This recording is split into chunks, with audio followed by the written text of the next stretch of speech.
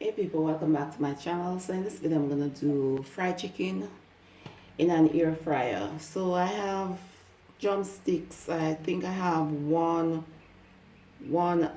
thigh and one breast, and they already clean and wash with vinegar and water, pat dry using a piece of paper towel because I do not want any water.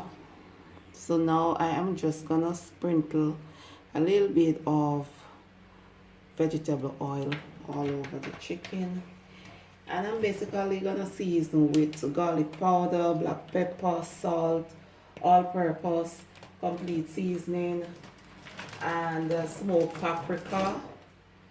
Yeah, that's basically it.